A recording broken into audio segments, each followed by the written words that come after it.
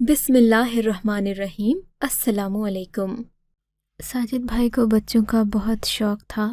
ابھی ان کی شادی بھی نہ ہوئی تھی کہ وہ بڑی باجی کے بچوں کے ساتھ پیار کرتے اور ہمیشہ کہتے کہ اللہ مجھے بیٹوں سے نوازے، کہ مجھے بیٹے بہت پسند ہیں، یہ باپ کا بازو اور فخر ہوتے ہیں۔ بھائی کا بیٹوں کے لیے پیار دیکھ کر امی ان سے اکثر کہتی کہ میں جلد ہی تمہاری شادی کر دوں گی، اور پھر ایسا ہی ہوا۔ اماں نے 1 مہینے میں بھیا کے لیے ایک خوبصورت اور شریف گھرانے کی لڑکی ڈھونڈ لی۔ ہماری بھابھی تانیہ کے گھر آنے سے ہی رونق لگ گئی تھی، لیکن بھیا کو تو جیسے بھابھی سے زیادہ اپنی اولاد سے دلچسپی تھی۔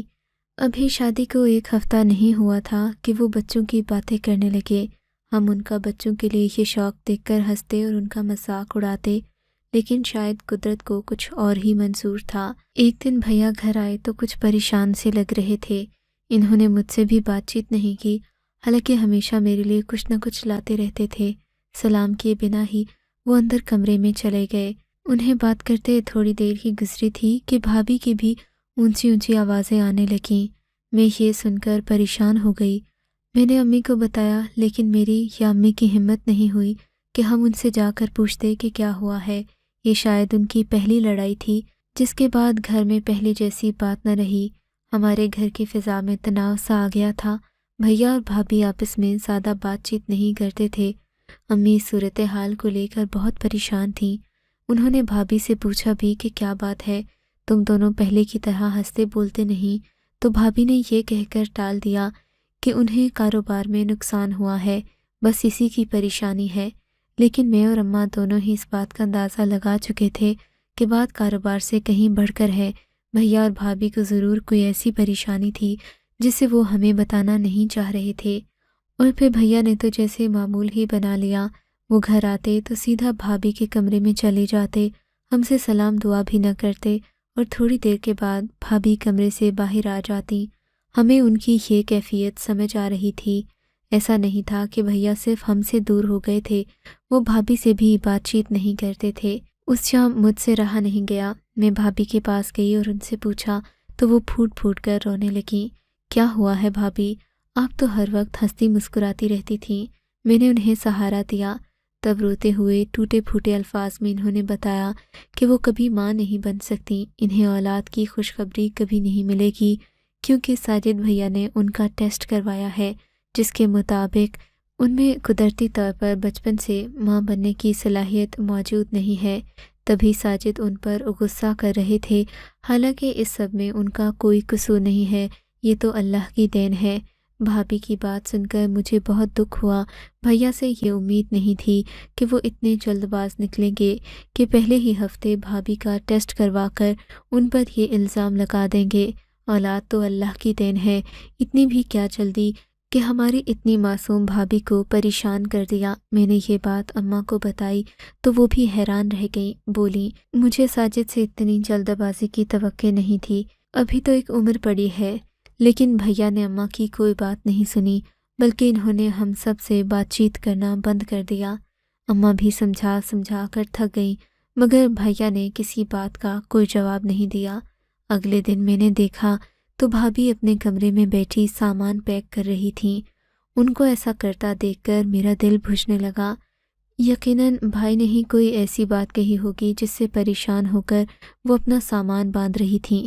صاف مطلب تھا کہ وہ اپنے میکے جا رہی ہیں۔ امی نے بھابھی کو بہت روکنے کی کوشش کی، مگر وہ امی کے پاؤں پڑ گئیں، بولی کہ مجھے جانا ہی ہوگا، ورنہ ایسے شاید میں زندگی بھر خود سے نظریں نہ ملا سکوں۔ بھابھی گھر سے نکلیں تو میں بھی ان کے پیچھے جانے لگی، لیکن امی نے مجھے روک دیا اور بولیں ساجد گھر آئے گا تو میں اسے کہوں گی کہ جا کر سائرہ کو میکے سے لے آئے، وہ ناراض ہو کر گئی ہے۔ مگر ساجد بھیا کو گھر آنے میں دیر ہو گئی۔ ہم نے بھابھی کو فون کیا، لیکن ان کا نمبر بند جا رہا تھا۔ تقریباً 8 گھنٹے گزر چکے تھے، نہ ہی بھیا گھر آئے اور نہ ہی بھابھی۔ ہم نے ان کے میکے فون کر کے پوچھا، پتہ چلا کہ وہ میکے بھی نہیں پہنچی۔ اب ہمیں فکر ہونے لگی تھی۔ میں نے بھیا کو فون کر کے ساری صورتحال سے آگاہ کیا۔ انہوں نے بیزاری سے جواب دیا کہ وہ بھابھی کے بارے میں کسی قسم کی دلچسپی نہیں رکھتے، کیونکہ وہ اب اولاد پیدا کرنے کے قابل نہیں ہیں۔ میں بھیا کی سنگ دلی اور صفاقی دیکھ کر حیران رہ گئی۔ مگر کیا کر سکتی تھی۔ رات کو بھیا گھر آئے تو آرام سے سو گئے جیسے انہیں کوئی پرواہ ہی نہ ہو، جبکہ بھابھی کے میکے میں الگ کوہرام مچ چکا تھا۔ کسی کو نہیں پتہ تھا کہ سائرہ بھابھی کہاں گئی ہیں۔ ہم بھی انہیں ڈھونڈتے ہی رہ گئے، جبکہ بھائی کو کوئی فکر نہیں تھی۔ انہوں نے الٹا بھابھی پر الزام لگا دیا کہ وہ خود بھاگ کر کسی اور کے ساتھ گھر سے چلی گئی ہے، ورنہ اتنی سی بات پر کوئی عورت گھر نہیں چھوڑتی۔ ہم بھی مجبور تھے۔ بھائی نے مکمل طور پر لا علمی کا اظہار کیا، لیکن جب اماں نے ان کا پیچھا نہ چھوڑا تو بھائی نے ہمیں سخت تنبیہ کی کہ اب وہ گھر نہیں آئیں گے۔ جہاں ان کی بانجھ بیوی کا ذکر ہوتا ہے وہ وہاں آنا پسند نہیں کرتے، اور پھر ایسا ہی ہوا۔ 2 دن بعد بھیا بھی گھر سے غائب ہو گئے۔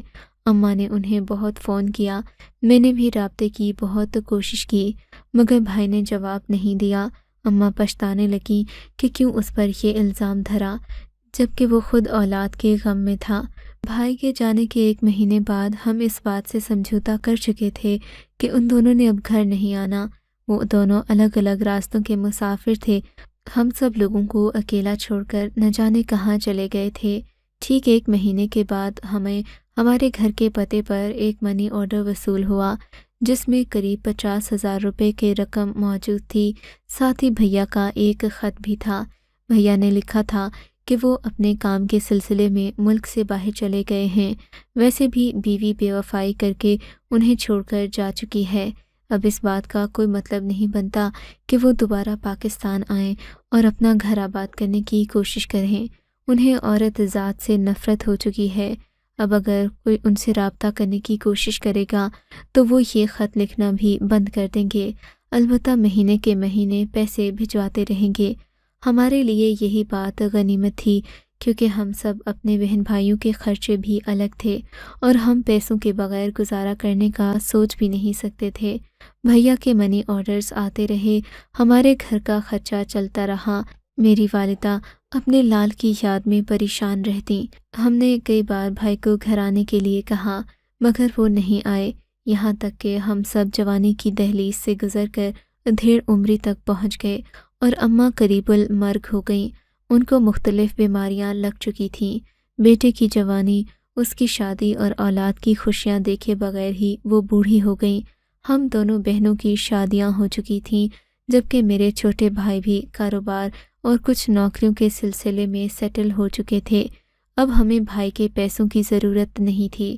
بالآخر ایک دن اماں بستر مرگ پر پہنچیں تو میں نے جذباتی ہو کر بھیا کو ایک ایسا خط لکھ ڈالا جس نے ان کے سوئے ہوئے ضمیر کو جگا ڈالا۔ میں نے لکھا کہ اب اگر تم نہیں آئے تو شاید ماں کا کفن بھی دیکھنا نصیب نہ ہو۔ اس سے پہلے کہ تمہاری جنت تم سے روٹھ جائے تم کو گھر واپس آنا ہوگا۔ جب انہوں نے یہ خط پڑھا تو رہا نہیں گیا، کہہ دیا کہ میں 1 مہینے کے اندر پاکستان آ رہا ہوں۔ اماں کی طبیعت مشکل سے سنبھلی تھی۔ بیٹے کے آنے کی خبر سن کر وہ تو جیسے پھر سے جی اٹھیں۔ ڈاکٹرز نے بھی اشارہ دے دیا کہ آپ کی ماں کی طبیعت اب پہلے سے بہتر ہے۔ تب ہمیں جا کر اندازہ ہوا کہ بھائی کے جانے کی خبر نے اماں کو کتنا اندر سے توڑ دیا تھا، اور اب ان کے آنے کی خوشی میں وہ پھر سے زندگی کی طرف لوٹ آئی تھیں۔ اور پھر وہ دن بھی آ گیا جب 20 سال کے بعد میرے بھائی نے اس دھرتی پر قدم رکھا۔ ہم سب ان کے استقبال کے لیے ایئرپورٹ پر گئے تھے۔ اتنے سالوں بعد بھائی کو دیکھ کر میری آنکھوں میں آنسو آ گئے، اور یہ دیکھ کر میری خوشی کی انتہا نہ رہی کہ ان کے ساتھ 6 خوبصورت نوجوان بھی کھڑے تھے، جن میں سے ایک تھوڑی زیادہ عمر کا لگ رہا تھا، جبکہ باقی تقریباً 13-14 اور کوئی 10 سال کا تھا۔ ان سب کی خوبصورتی دیکھ کر میں حیران رہ گئی۔ سنہری بالوں گورے رنگ والے یہ نوجوان کسی اور ہی دنیا کے لگتے تھے۔ وہ بھائی کی طرح اردو بول رہے تھے۔ ان سب کا لہجہ بہت ہی شستہ تھا۔ بھائی نے بتایا کہ پردیس جانے کے بعد ان کی 6 اولادیں پیدا ہوئیں اور 6 کے 6 بیٹے تھے۔ میں تو یہ سب دیکھ کر حیران رہ گئی، جبکہ میری خوشی کا ٹھکانہ نہیں تھا۔ بھائی سے شکوہ بھی کیا کہ انہوں نے ہم سے اتنی بڑی خبر کیوں چھپائی۔ اگر بیٹوں کی خوشخبری اور اولاد کی خوشیاں نصیب ہو ہی گئی تھیں تو ہمیں بتا دیتے، یا کم از کم پاکستان آ جاتے، ہم ان کے بارے میں اتنا پریشان تو نہ ہوتے۔ بھائی نے ہم سب سے معذرت کی اور کہنے لگے کہ انہیں سب کے لیے وقت نہیں ملا۔ وہ اپنے بیٹوں کی تربیت میں بہت مصروف تھے، اور اس قدر مصروف تھے کہ انہوں نے زندگی ساری ایک ہی کمپنی میں نوکری کرتے ہوئے گزار دی، مگر اپنے بچوں کی خاطر کسی دوسری جگہ منتقل نہیں ہوئے۔ بھیا کا انداز بتا رہا تھا کہ وہ اپنے بچوں سے بہت پیار کرتے ہیں۔ اپنے بیٹوں میں تو جیسے بھیا کی جان بستی تھی، مگر بھائی کا ایک بڑا بیٹا جس کے بال تھوڑے کالے رنگ کے تھے، اس کی آنکھیں نیلی اور انتہائی خوبصورت تھا، وہ بھائی سے ذرا الگ بیٹھتا، جبکہ بھائی اور بھابھی میں کسی قسم کی بات چیت نہیں ہوتی تھی۔ میں نے دیکھا بھابھی کی آنکھوں میں جلتے انگارے، اور کبھی ان کی کھوئی ہوئی نظریں مجھے ان کے اس تابناک ماضی کی یاد دلاتی جب وہ اس گھر میں ہنستی کھیلتی تھیں، مگر اب وہ ہم میں سے کسی سے بات نہ کرتیں، جیسے ہم سے خفا ہوں۔ وہ جب سے آئے تھے میں نے انہیں آپس میں بات کرتے نہیں دیکھا تھا۔ بہرحال بھائی اماں سے ملے تو ان کا کلیجہ ٹھنڈا ہو گیا۔ بیٹے کو انہوں نے خوب پیار کیا اور پرانے دنوں کی یادیں تازہ کرنے لگیں۔ بھائی نے ماں سے مل کر انہیں بتایا کہ وہ اپنی زندگی میں بہت مصروف ہو گئے تھے، اس وجہ سے رابطہ نہیں کر سکے، لیکن اب وہ ہمیشہ کے لیے پاکستان آ گئے ہیں۔ بھائی کو اپنے سامنے دیکھ کر اماں بہت خوش ہوئی تھیں۔ اب انہوں نے ہمارے گھر ہمارے ساتھ رہنا شروع کر دیا، وہی پرانا گھر جو تقریباً ویران ہو گیا تھا۔ ہم بہنیں تو بہا کر سسرال چلی گئی تھیں، 2 بھائیوں کی شادیاں ابھی تک نہیں ہوئی تھیں۔ گھر میں کوئی عورت نہ ہو تو گھر ویسے ہی ویران لگتا ہے۔ اب بھابھی آ گئی تھیں تو گھر میں پہلے جیسی رونق بحال ہونے لگی تھی، لیکن بھابھی کا رویہ بہت مختلف تھا۔ جبکہ ہمارے پورے گاؤں میں بھائی کے بیٹوں کی تعریف کی جا رہی تھی، کوئی کہتا ساجد کے بیٹے واقعی بہت خوبصورت ہیں۔ ان سب تعریفوں کو سن کر بھائی کا دل خوش ہوتا اور وہ اپنے بیٹوں سے مزید پیار کرنے لگتے، لیکن اپنے بڑے بیٹے سے وہ محبت سے پیش آتے اور نہ ہی اس سے کوئی بات کرتے، جبکہ بھابھی کا رویہ بڑی لڑکی کی طرف کافی مختلف تھا، وہ زیادہ تر وقت اسی کے ساتھ بتاتی۔ ایک دن امی کی طبیعت بہت زیادہ خراب تھی، میں اپنے سسرال سے امی سے ملنے میں کہ آئی کہ میری نظر بھابھی کے کمرے پر پڑی۔ گھر سے داخل ہوتے ہی ان کا کمرہ سب سے پہلے نظر آتا تھا، نہ جانے کیوں میرے قدم خود بخود ان کے کمرے کی جانب اٹھ گئے، اور وہاں جا کر میں نے جو منظر دیکھا وہ میری سمجھ سے بالا تر تھا۔ میں کچھ نہ سمجھتے ہوئے دروازے سے پلٹنے ہی لگی تھی کہ بھابھی کی نظر مجھ پر پڑی۔ انہوں نے مجھے غصے سے دیکھا اور جیسے شکوہ کرنے والے انداز میں اپنے کمرے کے دروازے کو بند کر دیا۔ مجھے سخت حیرت ہوئی کہ بھابھی کو تو اس بات پر شرمندہ ہونا چاہیے تھا، لیکن انہوں نے جو رویہ اختیار کیا وہ میری سمجھ سے باہر تھا۔ میں نے جا کر بھیا سے باتوں ہی باتوں میں پوچھ ڈالا، بھائی، بھابھی ارمغان سے زیادہ پیار کرتی ہیں، لگتا ہے کہ سب بچوں میں انہیں وہ سب سے زیادہ لاڈلا ہے۔ ارمغان کا نام سنتے ہی بھائی کے چہرے پر ایک رنگ آیا اور ایک گزر گیا، مگر انہوں نے بظاہر کوئی بات نہیں کی۔ اماں سے ملنے ملانے کے بعد جب میں کچن میں کھانا بنانے کے لیے گئی، دیکھا تو بھابھی نظر نہیں آ رہی تھیں۔ مجھے کافی دیر ہو گئی تھی۔ عموماً بھابھی خود ہی کھانے پینے کا بندوبست کر دیتی اور مہمان ہونے کے ناطے میری تھوڑی بہت خاطرداری کر دیتی، مگر آج تو وہ بالکل ہی بے مروت ہو گئی تھی۔ انہوں نے مجھے بیٹھنے کو بھی نہیں کہا۔ خیر میں خود ہی کھانا بنانے لگی۔ پھر میں انہیں کھانے پر بلانے کے لیے ان کے کمرے میں گئی، مگر یہ کیا، یہ دیکھ کر میری حیرت کی انتہا نہ رہی کہ بھابھی اپنے کمرے میں موجود نہیں تھیں۔ میں ان کے باقی بچوں کو بلانے گئی تو سارے لڑکے آ کر کھانے کی میز پر بیٹھ گئے۔ حیرت کی بات یہ تھی کہ بھابھی کے گھر سے جانے پر انہیں کوئی اعتراض نہیں تھا، انہوں نے اپنی ماں کا پوچھا تک نہیں۔ مجھے سخت حیرت ہوئی، آخر بھیا اور بھابھی کے درمیان ایسی کیا چپکلش ہو گئی تھی کہ انہوں نے ایک دوسرے سے بات کرنا بھی ختم کر دیا تھا، لیکن یہ سب محض میرا وہم نہیں تھا۔ کچھ ہی دیر کے بعد مجھے پتہ چلا کہ بھابھی گھر چھوڑ کر چلی گئی ہیں، جبکہ بھائی کا بڑا بیٹا ارمغان بھی ان کے ساتھ گیا ہے۔ اس خبر سے اماں بھی بہت متاثر ہوئیں، جبکہ بھیا پہلے کی طرح نارمل ہی رہے، جیسے انہیں اس بات سے کوئی فرق نہ پڑتا ہو۔ لیکن بھابھی کے گھر سے جانے کے بعد گھر میں کام کاج کا مسئلہ پیدا ہو گیا۔ ہمارے گھر کام والی ابھی اچھی نہیں تھی جو سارے گھر کا انتظام سنبھال سکتی، ویسے بھی ایک ساتھ 7-8 لوگوں کا اضافہ ہو جانا گھر میں ایک مشکل صورتحال پیدا کر رہا تھا، جبکہ 6 لڑکوں کا کام کرنا کسی ایک ملازمہ کے بس کی بات بھی نہیں تھی۔ جب تک ہم نئی ملازمہ ڈھونڈتے، اماں نے مجھ سے درخواست کی کہ تم اپنے بچوں کے ساتھ آ کر اپنے میکے ہی رہو تاکہ ہماری کچھ مدد ہو جائے۔ میں تو کام کر نہیں سکتی، ان لڑکوں کی دیکھ بھال کے لیے کسی عورت کا ہونا ضروری ہے۔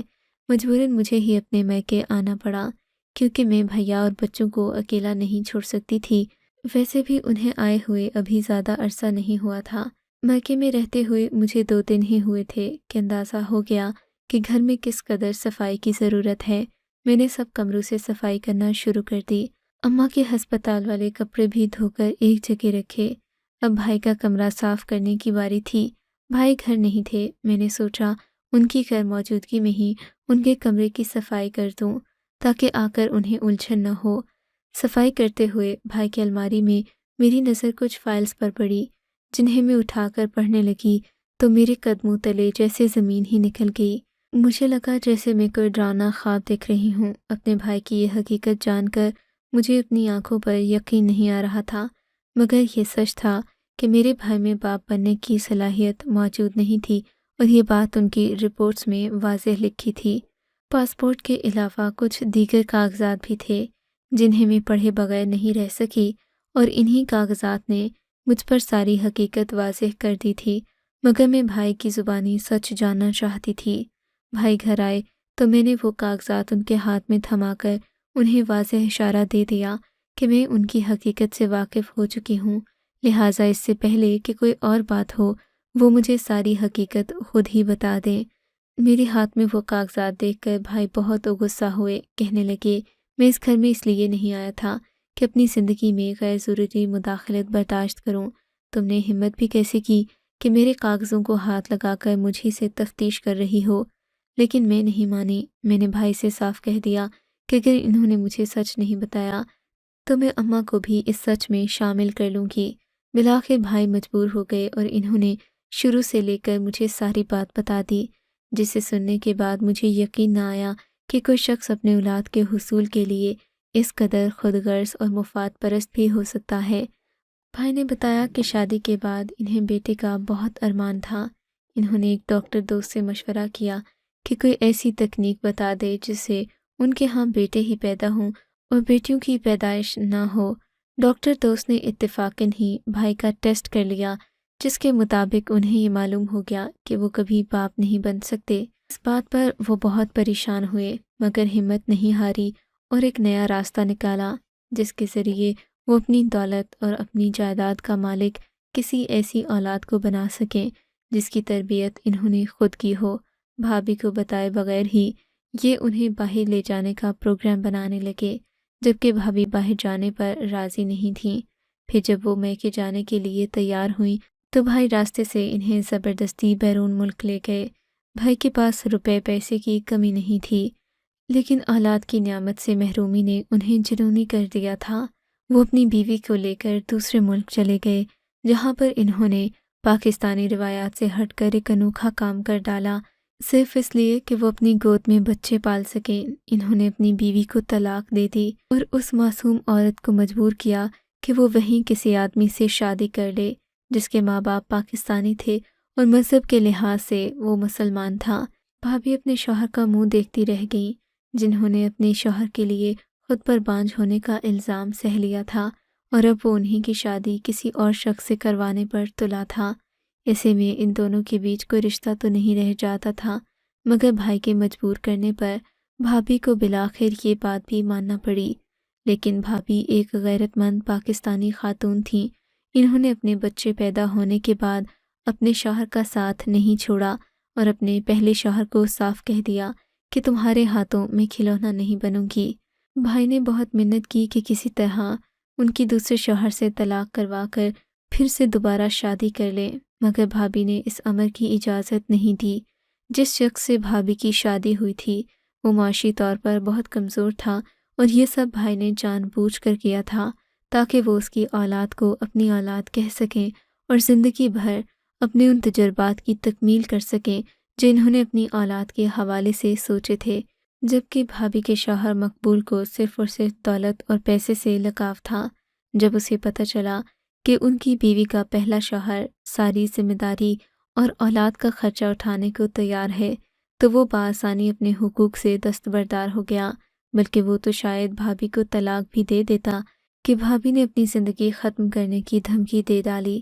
یوں بھیا نے بھی طلاق کی ضد کرنا چھوڑ دیا، لیکن جو بچے ان کے ہاں پیدا ہوئے انہیں اپنا نام دیا اور سب کے سامنے یہی ظاہر کیا گیا جیسے وہ ان کے زیادہ سگے ہوں۔ بچے تو اسی کے ساتھ لگاؤ کرتے ہیں جو ان کے ساتھ اچھا رویہ اختیار کرے، اور یہ سب میرے بھائی بہت پہلے سے سیکھ چکے تھے۔ بھابھی ان سب حالات میں نہ جیتی نہ مرتی، وہ کسی زندہ لاش کی مانند رہ رہی تھیں۔ خود سے چھوٹے لڑکے کے ساتھ زندگی گزارنا ان کے لیے کسی عذاب سے کم نہیں تھا، لیکن میاں بیوی میں رفتہ رفتہ محبت پیدا ہونے لگتی ہے، اور یہی لمحہ جب بھابھی اور ارمغان کے رشتے میں آیا تو وہ ہم سب سے الگ ہو گئیں۔ میں سوچتی ہوں کہ انہوں نے صحیح ہی کیا۔ کوئی باوقار عورت یہ سب برداشت نہیں کر سکتی کہ وہ اپنے پہلے شوہر کو اپنے بچوں سے پیار کرتا دیکھے اور اپنا وقار بھی برقرار رکھ سکے۔ میں سمجھتی ہوں کہ بھابھی نے بجا قربانی دی کہ ایک شخص کے جنون کو تسکین دے کر اپنی زندگی سنوار لی۔ میں خدا سے دعا کرتی ہوں کہ وہ جہاں بھی ہیں ہمیشہ خوش رہیں۔ آپ کو اگر یہ کہانی اچھی لگی ہے تو اس ویڈیو کو لائک کیجیے، اور اس طرح کی مزید کہانیاں سننے کے لیے ہمارے چینل کو ضرور سبسکرائب کیجیے۔ کہانی سننے کا شکریہ۔ آپ سے ملاقات ہوگی اگلی ویڈیو میں، تب تک کے لیے اللہ حافظ۔